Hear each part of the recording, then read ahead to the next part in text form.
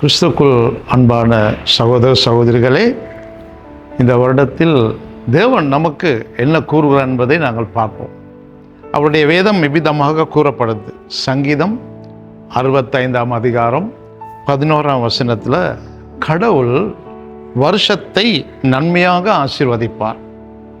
அது மாத்திரமா அவருடைய பாதை நெய்யாய் ஒளிகிறது என்று அங்கே சொல்லப்படுகிறது. ஆம், தேவன் தம்முடைய பிள்ளைகளுக்கு கொடுக்கப்படுற நாட்கள், அவர் தருகிற வருடங்கள் ஆசீர்வாதமாக நன்மையாக எங்களுக்கு தருவதாக வாக்களிக்கிறார். அது அருமையான தேவனே, கடவுள் வருடத்தை நன்மையால் ஆசீர்வதிப்பார். ஆகவே இந்த ஆசீர்வாதம் உலகம் தரும் ஆசீர்வாதம் அல்ல, தேவன் நமக்கு தருகிற ஆசீர்வாதமாக இருக்கிறது. பார்ப்போம், சற்று சிந்தி பார்ப்பதால் தேவன் இந்த உலகத்தில் உள்ள எல்லா மிருகங்களை, எல்லா பறவைகளை, அவனமாக பிராணிகளை, மக்களை அவர் போஷிக்கிறவர் இருக்கிறார். அவருடைய பொதுவான கிருபையின் ஊடாக எல்லா ஜனங்களையும் அவர் போஷிக்கிறார். ஆனால் இங்கே ஒரு விசேடமான வாக்குத்தத்தத்தை தேவன் புது வருடத்தை நமக்கு தருகிறவராக இருக்கிறார். அதுதான் சங்கீதம் 65ஆம் அதிகாரம் 11ஆம் வசனத்திலே கடவுள் நன்மையால் அங்கே முடிசூட்டுகிறார் என்பது. யாருக்கு இந்த நன்மையையும் அவர் முடிசூட்டுகிறார்? நாங்கள் பார்ப்போம். வேதத்திலே சங்கீதம் 34ஆம் அதிகாரம் அங்கே 10ஆம் வசனத்தில் இவ்விதமாக சொல்கிறது: சிங்க குட்டிகள் தாழ்ச்சி அடைந்திருந்தாலும் கர்த்தரின் நண்பர்களுக்கு ஒரு நன்மையும் குறைபடாது. ஆம், காட்டிலே சிங்கத்துக்கு எந்த குறையும் இருக்காது. அதனுடைய குட்டிகளுக்கு கூட எந்த விதமான குறைவில்லை. எல்லாவற்றையும் நிறைவாக அதனுடைய தாயோ தகப்பன் பெற்றுக் கொடுக்கும்.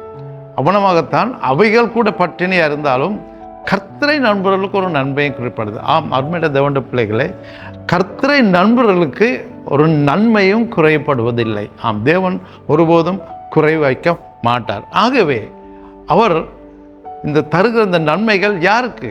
முதலாவதாக கர்த்தரை தேட வேண்டும். கர்த்தரை தேடுவர்களுக்கு அங்கே ஒரு நன்மையும் குறைபடாது.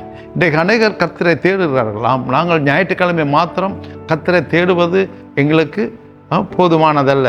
சிலர் சில விஷய தினங்கள் மாத்திரம் கர்த்தரை தேடுகிறார்கள். அதல்ல, தினந்தோறும் நம்ம கர்த்தரை தேட வரும். நாங்கள் இவ்விதம் கர்த்தரை தேடுவது வேதம் சொல்லுகிறது.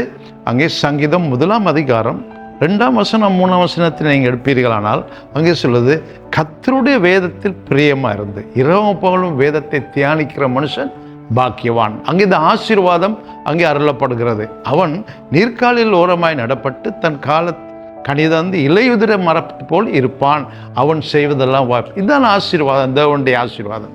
அது முதலாவதாக நாங்கள் செய்ய வேண்டிய கர்த்தரை நாங்கள் தேட வேண்டும். எப்பொழுதும் நாங்கள் தேடப்பட வேண்டும். ரெண்டாவதாக நம்முடைய வழிகளை ஆராய்ந்து பார்த்து கர்த்தரிடத்தில் திரும்ப வேண்டும். ஏனென்றால் நாங்கள் உலகத்தில் ஜீவனம், எங்களுடைய வழிகள், எங்களுடைய பாதைகள் எப்படிப்பட்டது என்பதை நாங்கள் ஆராய வேண்டும். வேதம் சொல்லுகிறது, புலம்பல். நீங்கள் புலம்பல் எடுத்து பார்த்தீங்கன்னு சொன்னால் புலம்பல் அங்கே 3ஆம் அதிகாரம் 40ஆம் வசனத்தை சொல்லுது, நமது பாதைகளை நாங்கள் ஆராய்ந்து பார்த்து கர்த்தரிடத்தில் திரும்ப வேண்டும். ஏன்? அவர் நம்முடைய பாதை எப்படிப்பட்டது என்பதை நமக்கு காட்டுவார்.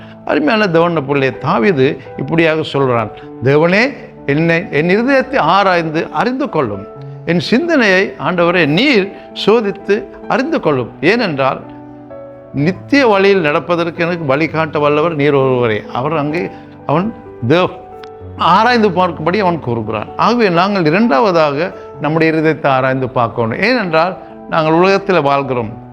நாங்கள் அநேகரோடு நாங்கள் முரண்படுகிறோம், அநேகரை காயப்படுத்தியிருக்கோம், அநேகரை புண்படுத்தியிருக்கிறோம். இவைகள் தேவனிலிருந்து வர எங்கள் நன்மைகளுக்கு தடையாக இருக்கலாம். ஆகவே தான் நாங்கள் எங்களை ஆராய்ந்து பார்த்து தேவனோடு சேர்ந்து பகிர்ந்து கொள்வது அவருடைய ஆசீர்வாதங்களுக்கு மிகவும் முக்கியமானது. மூன்றாவதாக நாங்கள் பார்ப்போம், நம்மிட இருக்கிறவர்களை நம்ம கொடுக்க பழக வேண்டும். ஆம், என்னை பார்த்தோம், முது பாதைகள் நெய்யாய் பொழிகிறது. ஆம், தேவனுடைய நெய்யாய் பொழிகிறது என்று சொல்லும்போது அங்கே அளவுக்கு அதிகமான ஆசீர்வாதம், நிரம்பி வழிகிற ஆசீர்வாதம் தேவனிடத்தில் உண்டு.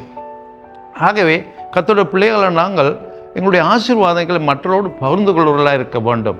இன்றைக்கு நாங்கள் தேவனுக்கு மாத்திரம் நாங்கள் கொடுத்தால் காணாது. நாங்கள் தேவனுக்கு கொடுக்க வேண்டும், ஏழைகளுக்கு கொடுக்க வேண்டும், விதைகளுக்கு கொடுக்க வேண்டும், திக்கற்றவர்களுக்கு கொடுக்க வேண்டும், ஊழியக்காரங்களுக்கு கொடுக்க வேண்டும், ஊழியங்களை தாங்கணும். இப்படியாக நாங்கள் அதிகமாக கொடுக்கும்போது தேவனுடைய ஆசீர்வாதம் நம்ம தொடர்கிறது. ஆகவே அருமையான பிள்ளை, இந்த புதிய வருடத்தில் இந்த 3 காரியங்களை ஞாபகம் வைத்துக் கொள்ளுங்கள். முதலாவது, நீங்கள் கர்த்தரை தேடுங்கள். அவருடைய வேதத்தை நீங்கள் தினம்தோறும் தியானம் பண்ணி அவருடைய ஆசீர்வாதத்தை பெற்றுக்கொள்ளுங்கள். 2வது, உங்களை ஆராய்ந்து பாருங்கள். 3வது, நீங்கள் அதிகமாய் கொடுக்க பழகுங்கள்.